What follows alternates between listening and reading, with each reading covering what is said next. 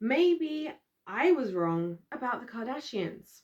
I want to talk about this, guys, because for those of you who have been subscribed to the winning team, and if you haven't, you should, because we have a great time over here and it's a very open space where you can say what you really feel. I am not shy to admit when I'm wrong. And part of the reason why I say on my channel that it's a journey, that we're all on this journey together, this journey of seeking, truth on earth and everything, success, and of course, winning, right? Is because I wanted this to be authentic. I want to be able to be honest about where I'm at right now so that where I can see, we can all see and together be on this journey of seeing how we go from strength to strength, right? And so sometimes I have to really stop and in my tracks and think about things that I've said because of the information that comes to light.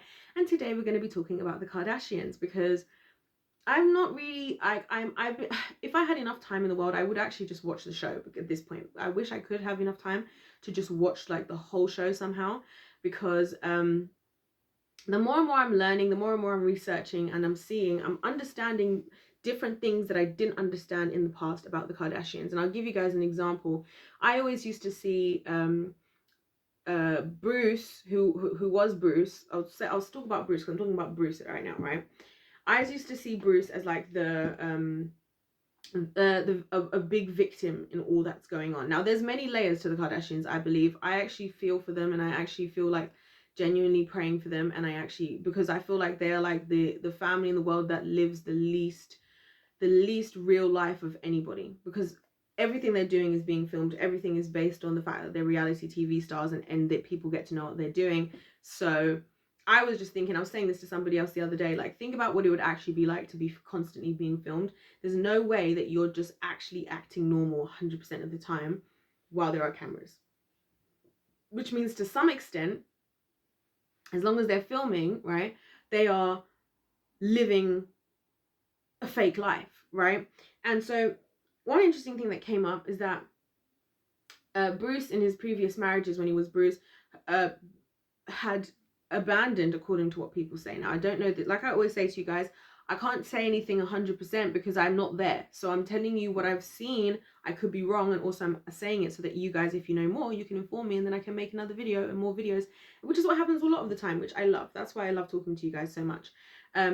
So it seems that, he has had a history of, being kind of an absent father and just not being as because there was an upset that happened after the book, right? Because after Caitlyn, released the book, some of the Kardashians were kind of upset, and I specifically mean the Kardashians because the way that he went to kind of seem detached from the family. At least this is what they were talking about on the show.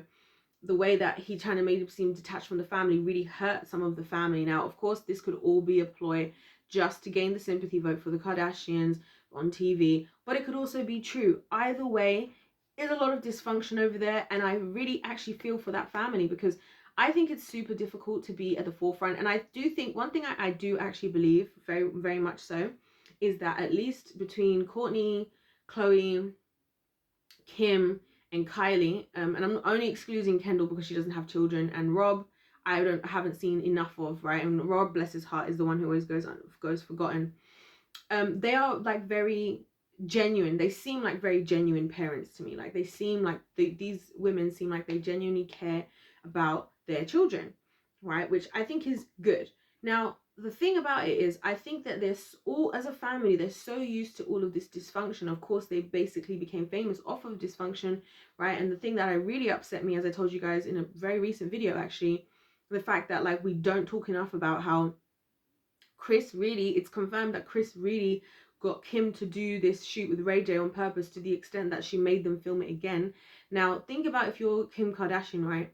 How are you going to actually understand? And this is where I think some of the issues she had with Kanye came from, and why it was difficult for them. Like, because how are you going to expect somebody whose own mother was prepared to was prepared to sell their body in that way? How are you going to be surprised that she's not okay with selling her body? Do you really think that by this point, as a grown woman, she's going to see an issue with it, right? Because her own mother is the one the person who, God created to guide us in life, to tell us what is and isn't acceptable, especially as a mother, to help us to learn about the idea of valuing yourself as a woman, literally devalued you. So that to you is not a big deal now, because that's what you already did.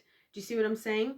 And so it's like all of these different bits of dysfunction. I talked previously about, you know, the thing that I'm saying that I kind of take back is not so much the evil, because I do believe that Chris is the kind of evil matriarch. I don't know how much knowingly she's she's knowingly doing it all.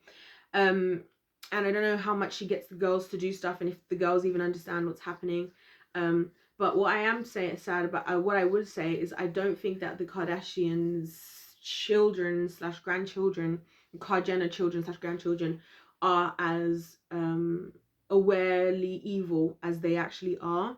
I think they are, because I was even seeing Kim was saying, I don't think they're as evil as I thought they were, right? Because I was calling them the Kardashian coven, right?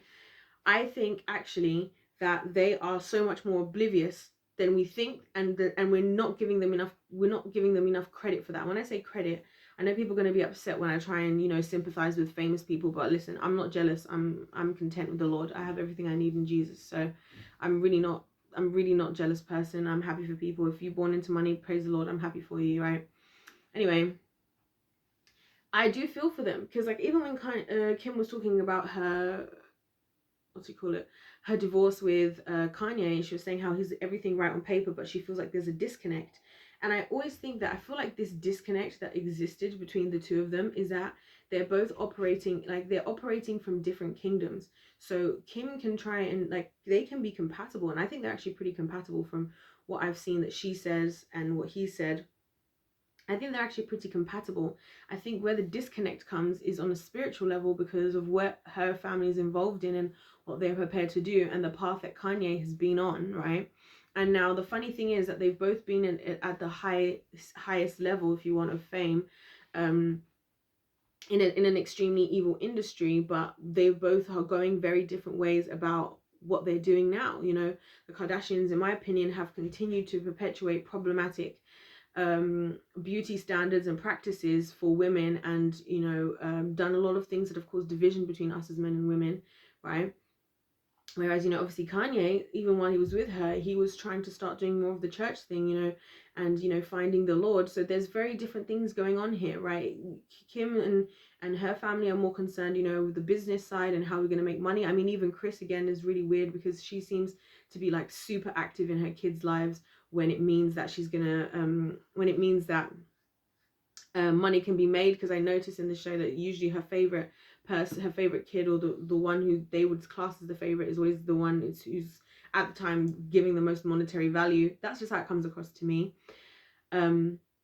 So I think that we really have to, like, stop and think, and I am, like, you know, checking myself on what I think about them, and trying to actually sympathize and understand more where they're actually coming from, and how, like, a lot of this is just stuff they've always grown up in. Because even Chris herself, she's been hustling. Her and Bruce, in a way, were kind of a dangerous combination from the first place, because obviously he has a lot of stuff going on internally, and had, you know, despite being, you know, a professional athlete, hugely successful athlete, but then she's also got her fair share of scandal, and kind of putting money before relationship and family, which has kind of extended now.